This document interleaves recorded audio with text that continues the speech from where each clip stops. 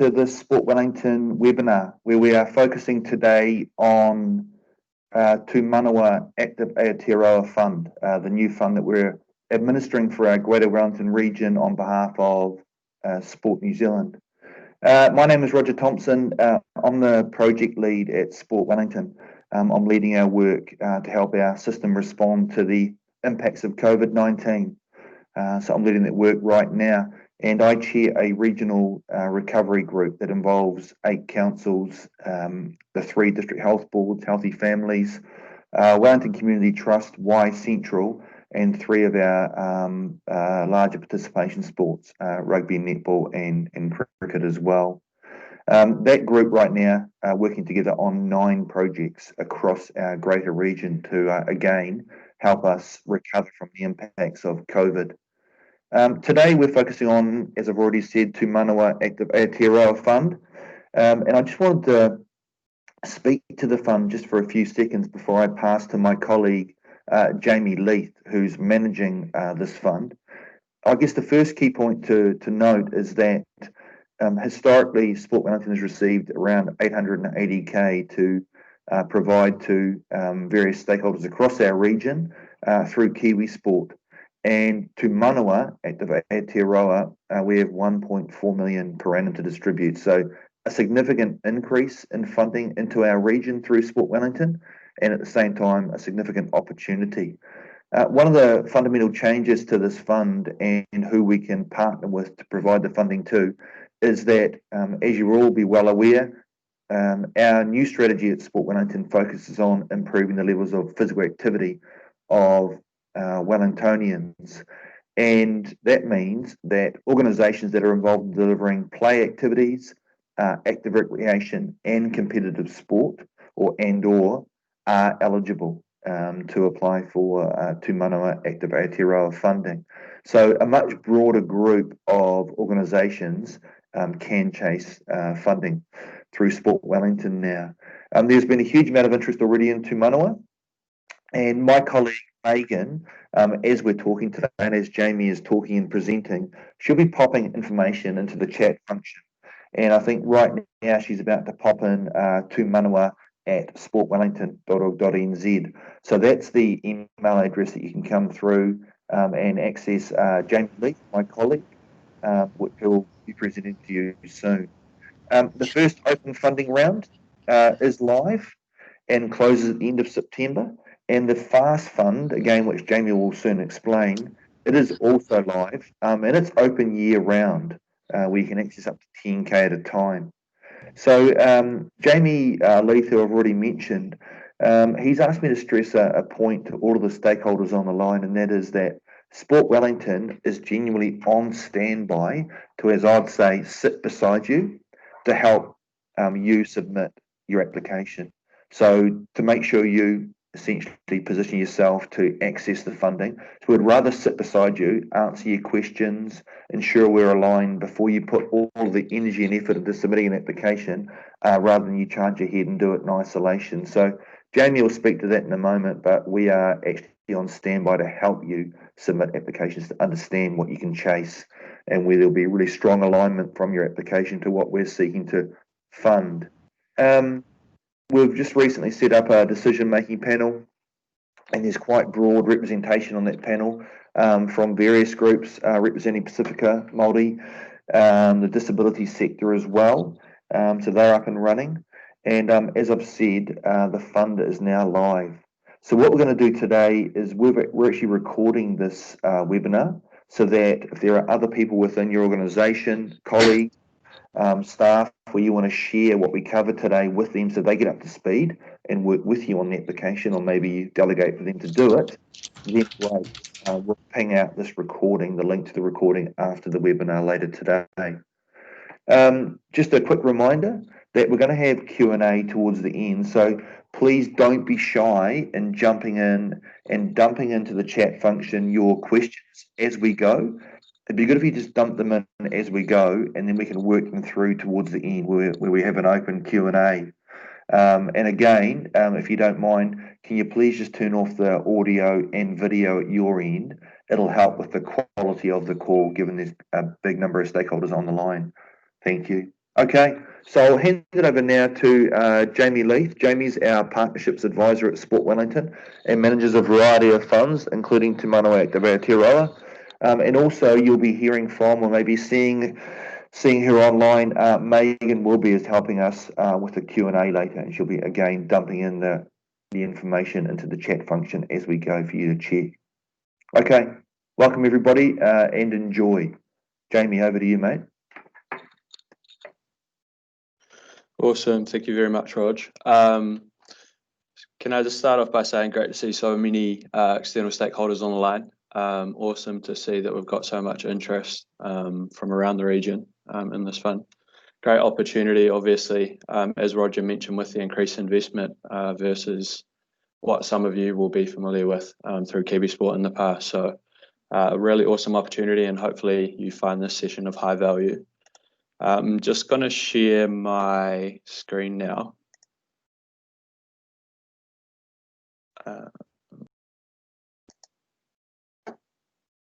So Megan, maybe can I get you to confirm that you can see that full slide there?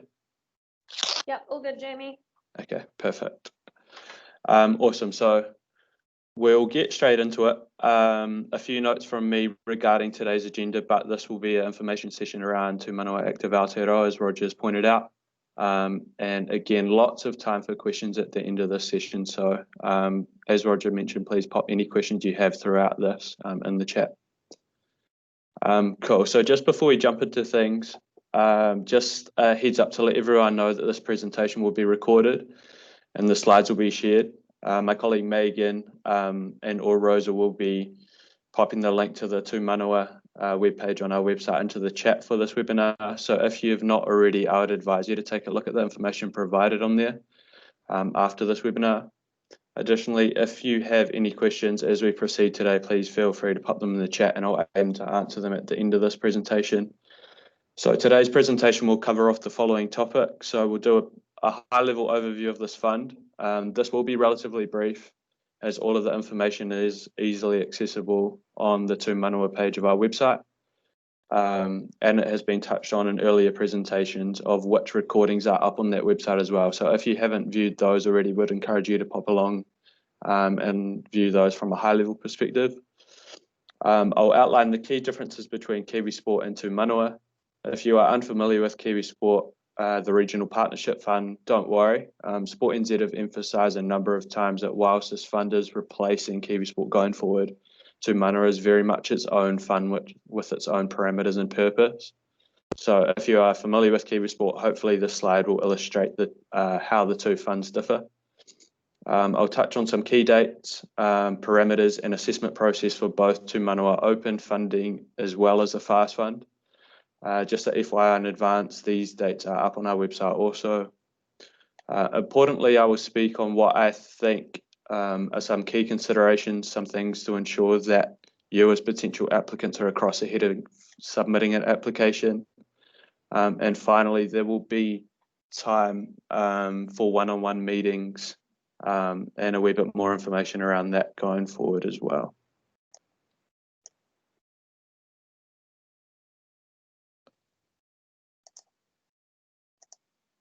Cool. So what is Te Manawa? So again, just going to provide a very brief high-level overview of the fund, as all the information is easily accessible on the page on our website. I've also touched on this in earlier presentations, of which again recordings are up on our website. So 68 million nationally over 4 years for an activation fund called Te Manawa Active Aotearoa. So 34 million of that fund is from the sector recovery package, with the remaining 34 mil from existing Sport NZ baselines. The meaning behind the words are tu, which is to stand, and manawa, which is breath.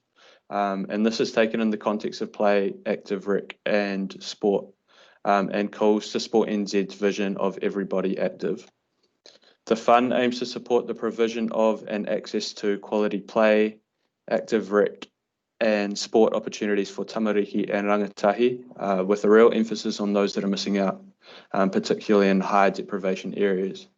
And further to this, Sport NZ have identified the following priority groups for this fund as being Māori, girls and young women, including that 19 to 24-year-old age group, disabled young people, as well as tamariki, rangatahi, and whānau living in high-depth communities. Identification of priority groups have been informed by Sport NZ's research over time and may change with a review to occur mid next year. Again, just very briefly, who can apply and for what? So the following groups or organisations can apply for funding through T Manawa. I won't touch on all of them, but you can obviously read all of the groups there.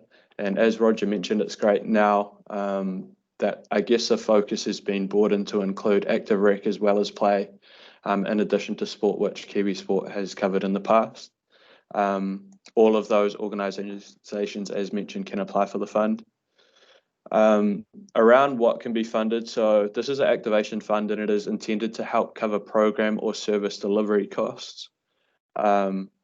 Regional Sports Trusts on behalf of Sport NZ are interested in receiving applications that take innovative approaches to engaging the outlined priority groups, which I've just touched on, and quality play, active rec and sport experiences that meet their needs.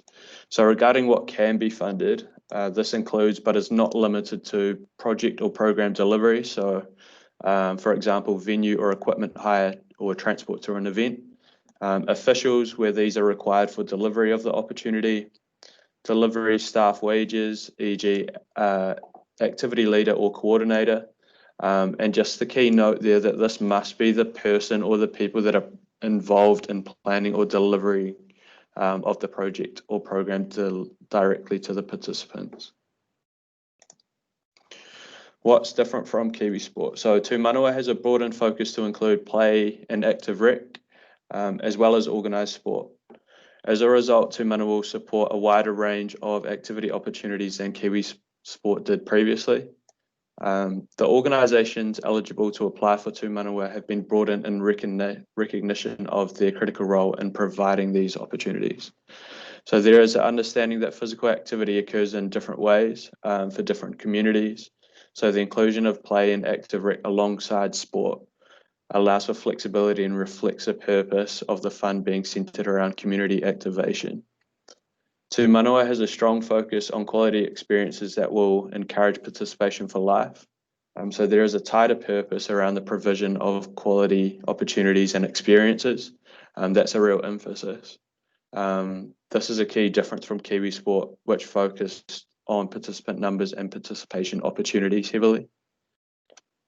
Increased investment amount, as Roger briefly touched on. So nationwide, it's 16 million per annum nationally versus 8.5 million nationally previously through Kiwi Sport. For our region, this translates to just over 1.4 million for Sport Wellington through T Manawa versus approximately 880k per annum through Kiwi Sport in the past. Keeping in mind that whilst Kiwi Sport was quite sport focused, T Manawa is sport, active rec and play focused. And finally, just where Kiwi Sport was a partnership fund that required additional revenue sources, T Manawa does not have this requirement. So you can get your entire initiative funded through T Manawa. Just a few more points regarding the differences between T Manawa and Kiwi Sport. So T Manawa aims for an even distribution between tamariki, which is primary age children, and rangatahi, which is secondary age, with a stronger focus on innovative ways to activate these groups. Through Kiwi Sport, there was a lot more funding going towards activating tamariki versus that going to rangatahi. And while Sport NZ don't expect to see a 50-50 split straight away, they have indicated that over the course of this 4-year fund, that they would like to see funding levels even out as we progress over that 4-year period.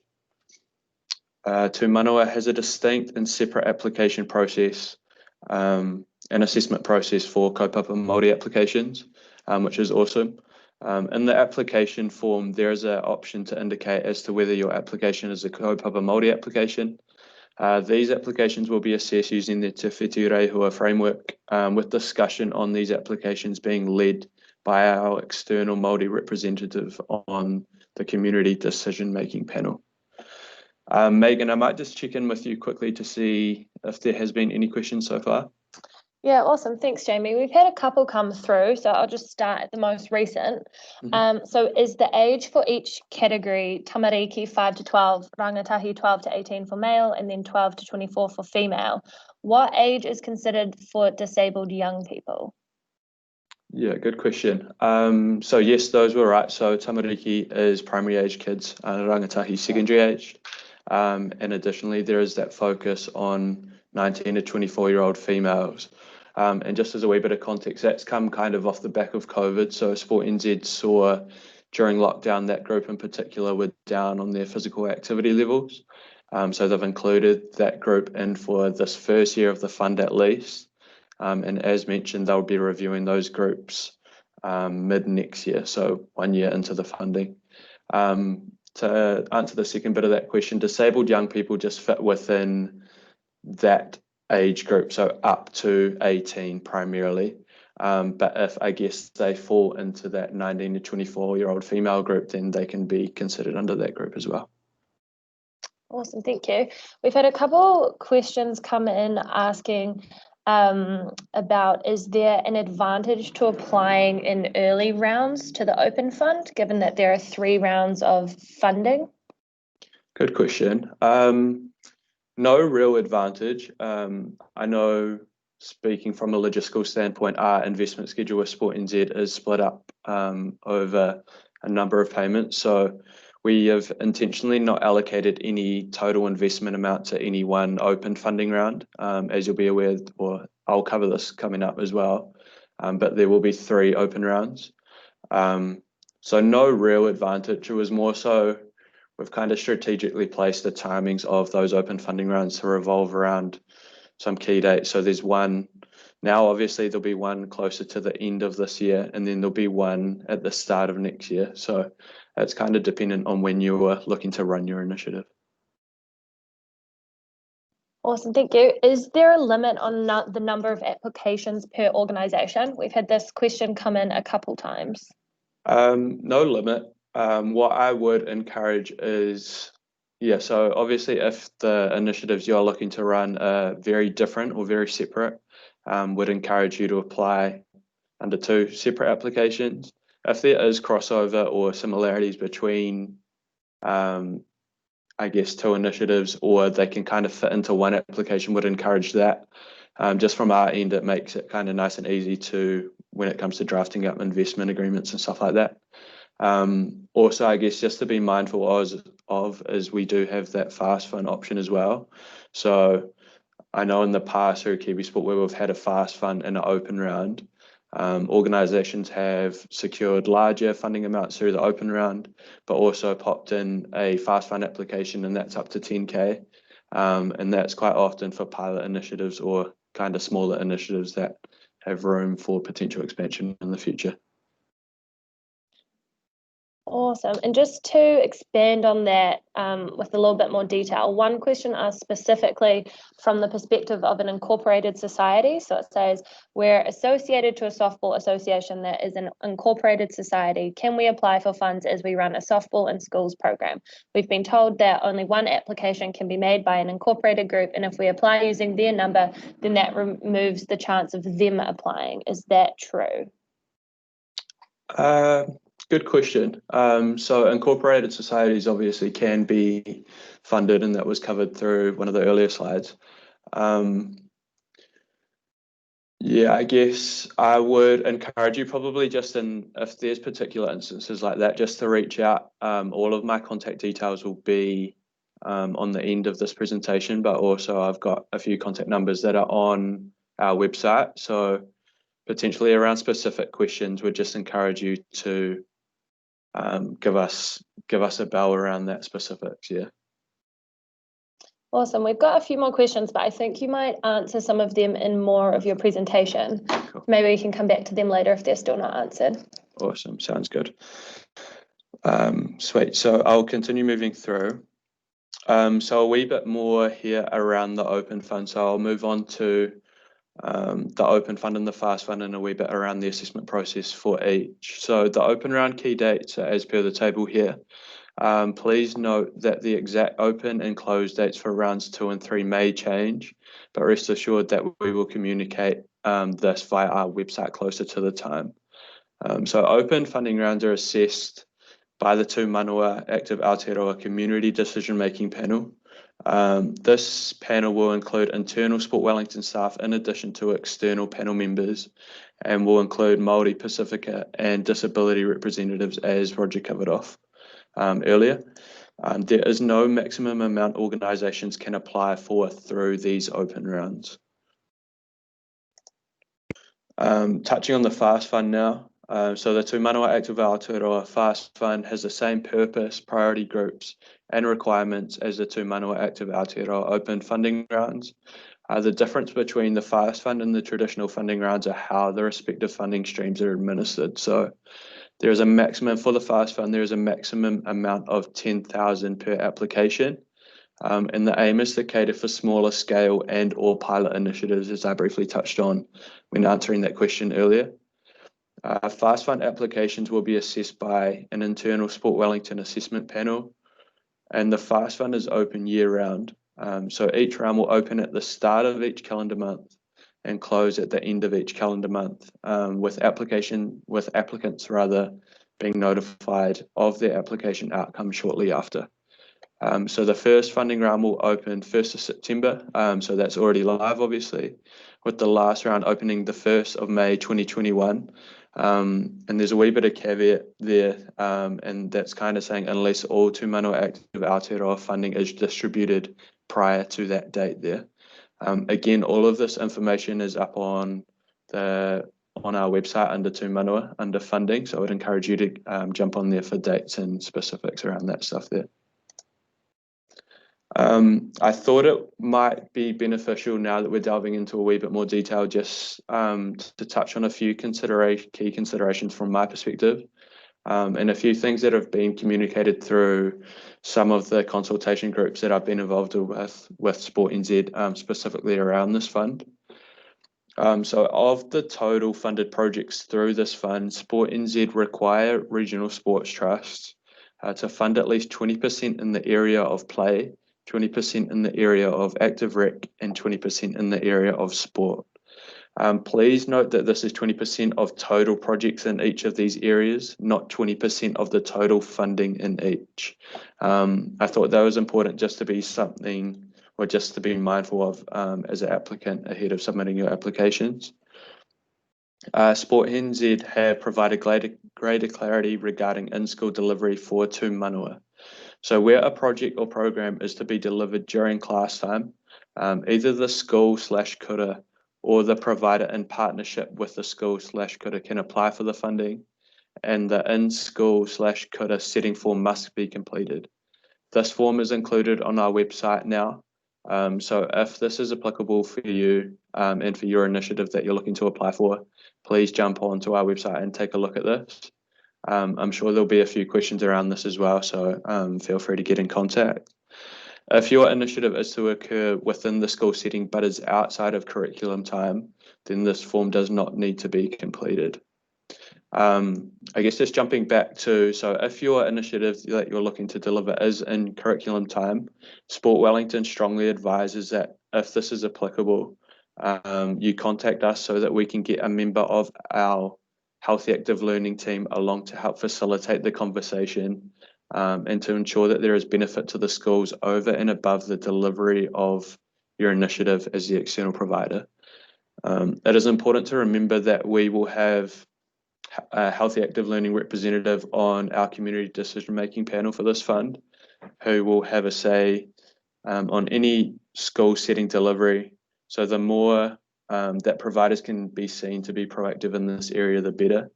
As a wee bit of context, so Healthy Active Learning is kind of a government initiative that started late last year.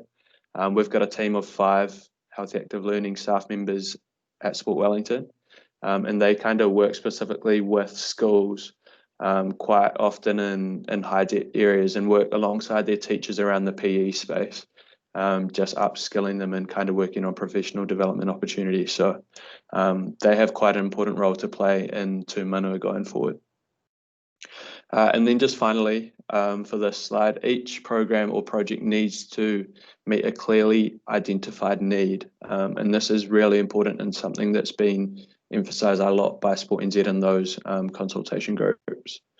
So as this is a community activation fund, organisations wanting to run a particular initiative need to have considered the need of community they are delivering into. So there is a question in the application that reads, how do you know this project or program is needed? Who have you spoken with? And what evidence and insights do you have? So again, this is really important consideration and is something that the panel will look at closely when assessing applications. So the more you can kind of demonstrate ahead of time that you've gone out, understood what the need is from the community and what they want ahead of submitting your application, and kind of, I guess, if you can think community need first and then coming up with your initiative after that in response to that community need, that would be beneficial for your application for sure. Getting towards the end of the presentation, so just a wee bit around one-on-one discussions. So I will be available to meet with potential applicants from Monday the 21st to Friday the 25th of September, so starting next week. Please contact me at that email address there to arrange a time to meet. Noting that applications for the open funding round close on September 28th, please ensure that you have put some thought towards your application ahead of this meeting. I see those meetings kind of likely occurring as if you've kind of completed your application form or have put some thought at least towards your project and what that looks like. We can kind of meet and I can provide you with some pointers if need be on ways that you can improve your application ahead of submitting it on the 28th. If you wish to meet regarding a potential fast fund application, please just indicate that to me ahead of time so that I can manage timings and ensure the open round applicants are met with first. And that's just given that deadline that's fast approaching. That's pretty much all from me. So I will stop sharing this presentation and happy now to have a wee bit of a Q&A and answer any questions that will have come through so far. So. Awesome. Thanks, Jamie. I think you answered quite a few of the questions that we had through the registration process, but I just ask for anyone on the chat who still has questions or feel like they want a little bit more clarity to ask them now. And if you can't access the chat, we are monitoring the info@Sport Wellington mailbox as well. But so starting with one of the questions that we received through registration is the bowling club are considering putting an artificial surface on their bowling green, and would they qualify for a grant, and how much would be available for this endeavour? Yeah, good question. I guess that probably falls under some high level detail that I've covered in previous presentations, but for this fund, because it is community activation, it can't fund capital expenditure or capital costs. So a bowling green in that instance would not be able to be funded. I guess it's important to remember though that equipment can be, so understand that there's a wee bit of a grey area in some instances. So again, would just advise you to flick me an email or give me a ring and make contact, and then I can answer any specific queries around that. Awesome. And can people apply for 1 year or for multi-year funding? Good question. And again, that's something that's covered in a previous presentation and again is up on our website.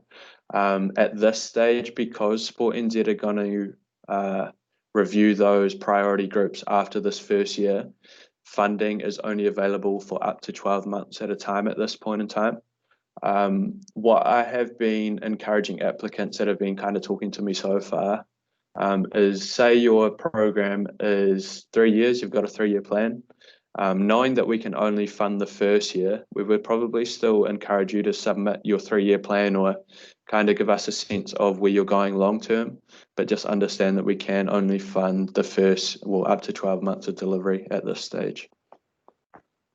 Awesome. And are there guidelines for the hourly rate to be used for play or sports session leaders?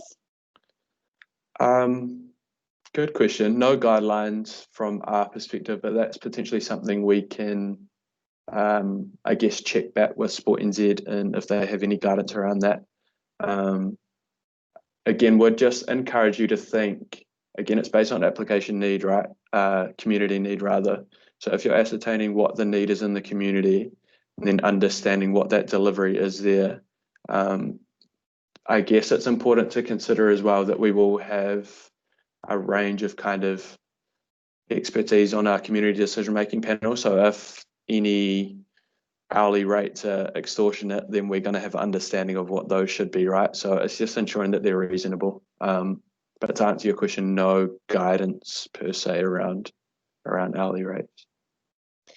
With 3 rounds of open funding, is there scope for all funding to be allocated before the final round? Does Sport Wellington have plans to manage this? Good question. Again, and I guess that's where the Sport NZ investment agreement comes in. So we're being paid over multiple chunks that kind of are spaced out between now and mid next year.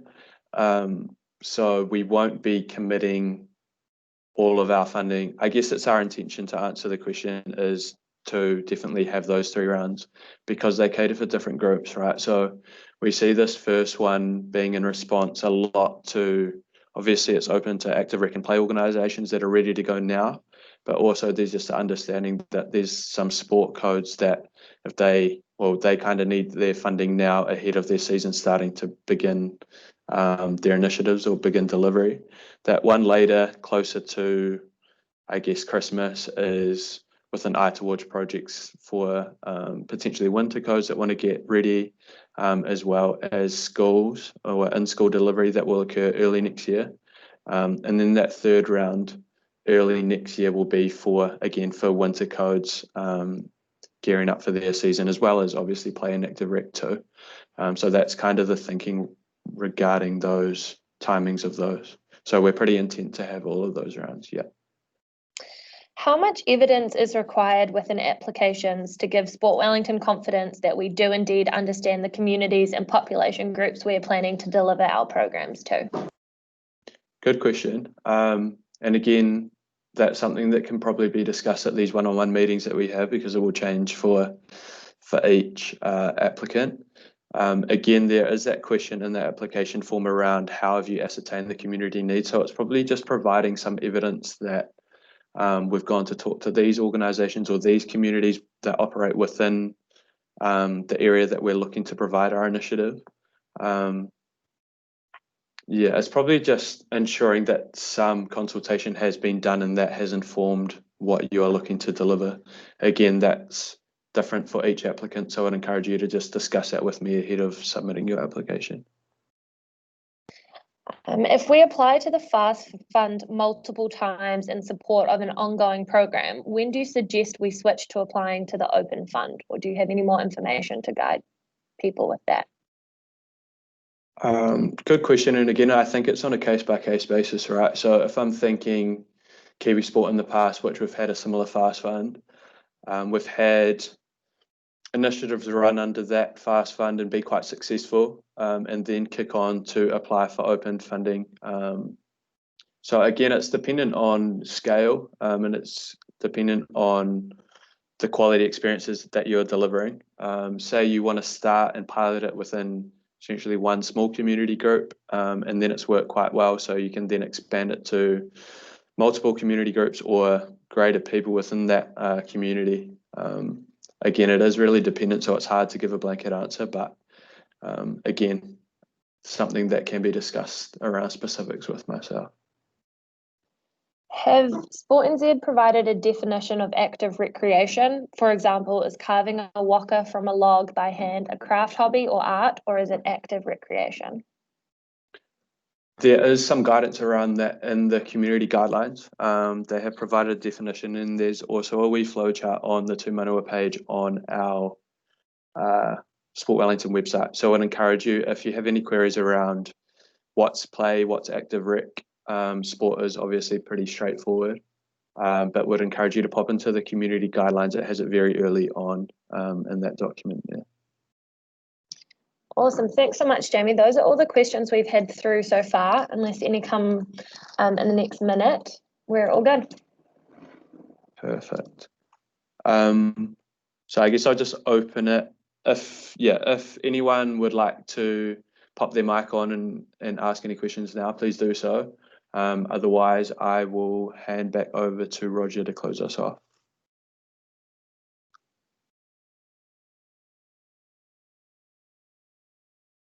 Cool. Over to you, Raj. Thank you. Okay, thanks, Jamie. And yeah, good job there. I'd just like to close by thanking everybody for attending. I know that there is so much going on right now for us all, just given what's going on around us. So thanks everybody for giving your time this morning. Jamie, good job in the overview. And just really the last point to stress, as Jamie said it several times, is that Sport Wellington, through Jamie, we are on standby to help. So this isn't a sort of a stand aside and leave you to develop your application in isolation, whether it's through the FAST Fund or an open round. So we're here to help you, give advice.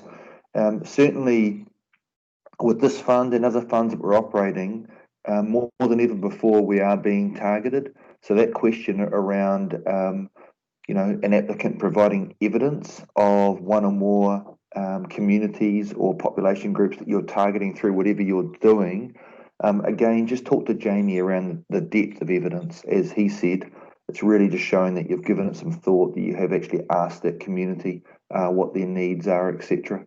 So talk to Jamie about what evidence is required, just so you don't end up going too deep or spending too much time on that that's not required. So again, thanks everybody. I think we're all looking forward, at least across our region, to Alert Level 1 and this blue sky weather continuing. Okay, have a great week everybody. Kia ora.